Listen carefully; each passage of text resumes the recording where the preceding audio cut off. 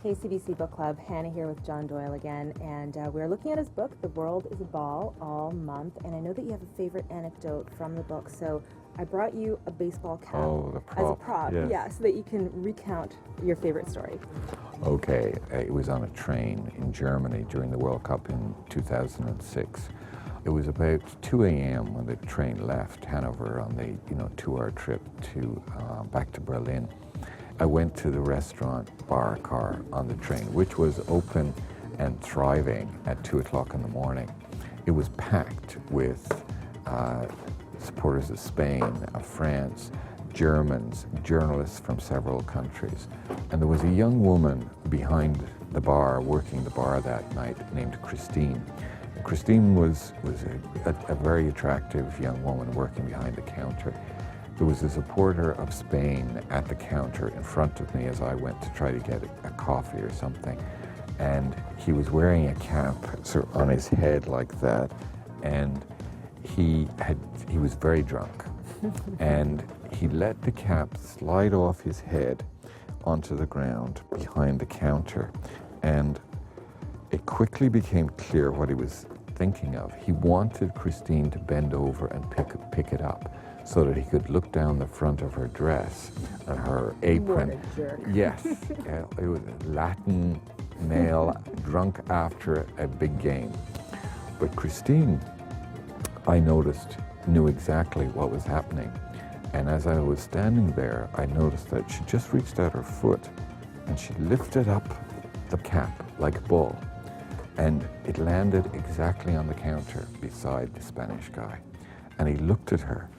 And he just, having seen all of this unfold, and he said, "Ole, Christine." Clearly, she was a soccer player. She knew how to use her feet, and she kept the party going. She played the game the whole way through. People were calling out, "Can I have another drink, Christine?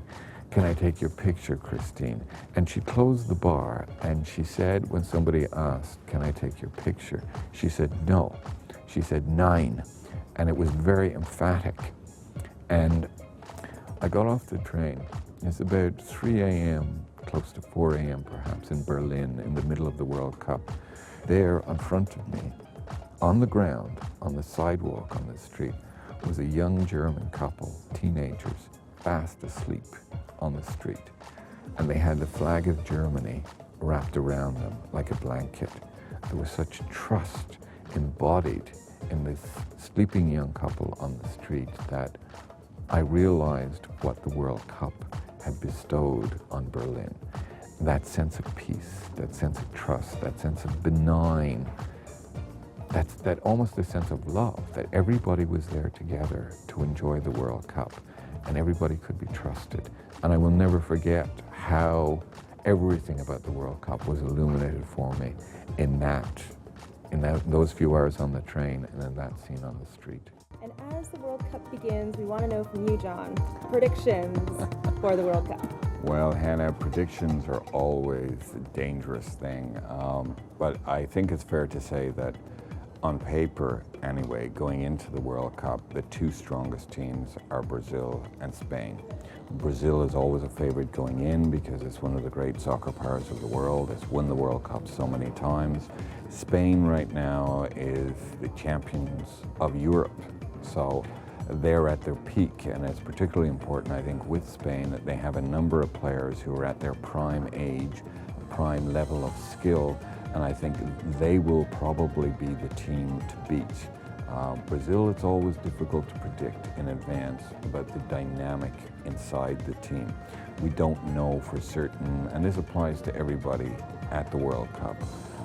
And that's why it's dangerous to make predictions. We don't know about the dynamic inside the team. We don't know if the players are getting on with each other. We don't know if the manager has a grip on the team, if he has formulated a plan to deal with the other teams his country will be playing. So really, if you're going to put money on a World Cup, wait until the team plays its first game. So you're liking Brazil and Spain. I know that you like underdogs as well. Who's your favorite underdog team?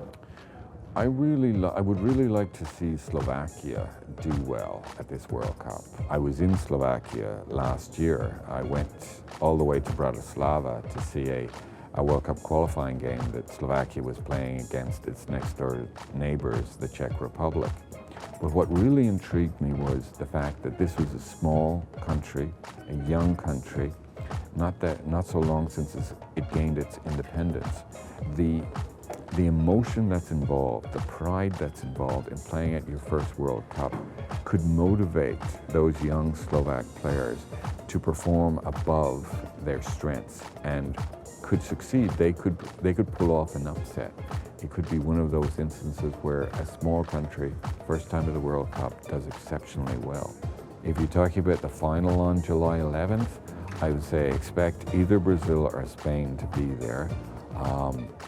Facing possibly Argentina, Germany, one of a handful of other countries. That will be the surprise part. Hey Book Club, I'm Hannah Sung here with John Doyle and the official FIFA 2010 ball.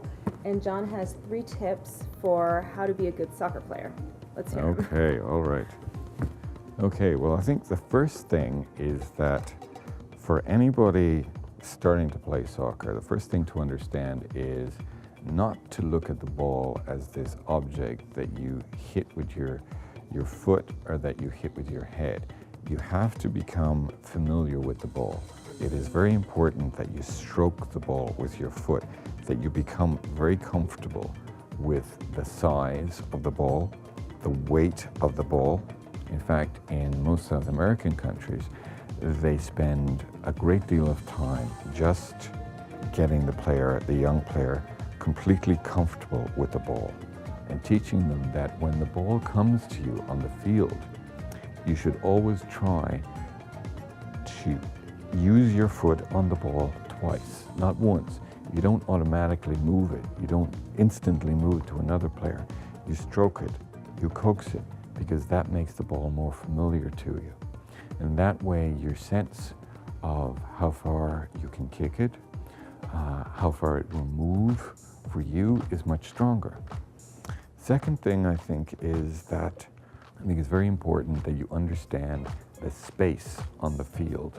The best soccer players often have that vision of how the space opens up when the ball moves, when the other team moves. It's really a matter of looking at the field and figuring out what space belongs to you and what space can open up if certain things happen on the field. So that's as much mental as it is physical. The third thing I would emphasize is that I know that sometimes parents can be wary when their children play soccer of the ball and the head. The important thing to remember about the use of the head, what you're doing always is changing the direction of the ball with your head, but it's really your neck. It's your neck muscles that need to be a bit stronger than perhaps they are with other games. But what you're doing so that a mere glance with your forehead can change the direction of a ball that's actually coming at you with quite a lot of force. You don't let it hit you. You don't lunge for it. You learn to use your neck. You learn to rotate your neck and to change the direction of the ball.